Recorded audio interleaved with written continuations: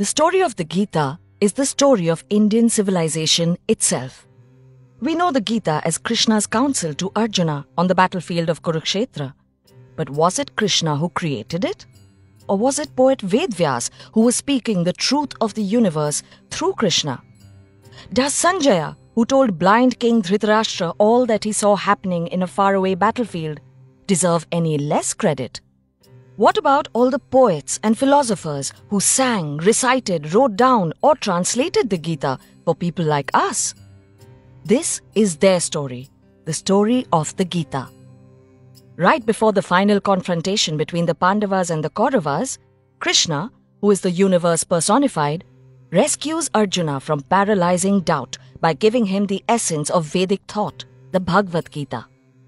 Vyas told the story of the Mahabharata to his disciple Vaishampayan, who told it to Romaharshan, who told it to Sauti, who told it to Shaunaka in the Naimish forest. 4,000 years ago, the rishis of Aryavarta composed the Rig Veda. In it, they praised the sun, the moon, and the planets. They paid homage to the forces that hold the universe together. In the centuries that followed, the Yajurveda spoke of rituals with which mortals might call upon the gods and praise them. After that, the Upanishads shifted the focus from the celestial to the human. Brahman, that which unites all beings, the song that vibrates and flows through all that exists, is shown to be a universal mind. Over centuries, after much debate and disagreement between monks, the Vedanta came to the people at last. The Puranas and the Ramayana and the Mahabharata were written down in Brahmi script for the first time ever. When religions of the book arrived in the subcontinent for the first time, Vedic ideas began to be retold in regional languages and scripts. Through songs and stories, Vedic ideas reached the masses. The Gita had found a new home, the Indian mind. When the Europeans made their first attempts to understand Indian culture, the many customs and beliefs of the Hindus made little sense to them. So they decided that Hindus must have one book that is the source of all their beliefs. What the European scholars did not understand was that Vedic ideas could exist without being holy books. They did not understand the importance of songs, stories, and rituals that travel the land, spreading the essence of Vedic thought. Also, the Bhagavad Gita is not the only Gita. The Puranas speak of the Guru Gita, Ganesh Gita, Avadhuta Gita, Ram Gita, Uddhav Gita, Vyadha Gita, and the Anu Gita.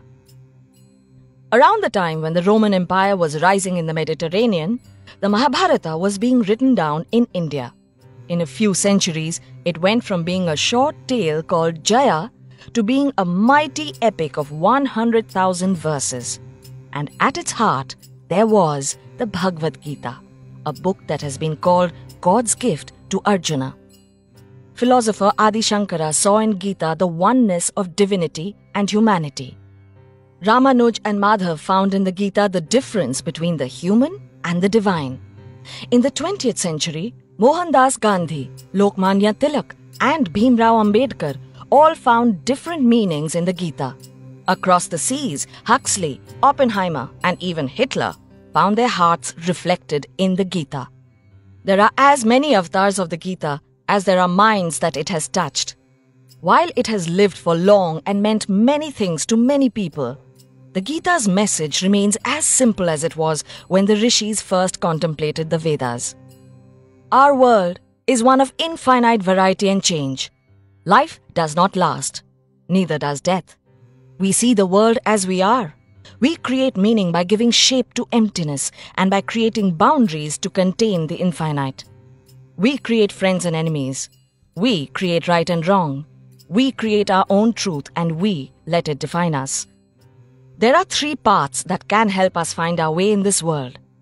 Karma Yoga, the path of action and acceptance. Bhakti Yoga, the path of devotion and surrender. And Jnana Yoga, the path of knowledge and understanding. When we understand the other person, we understand the universe.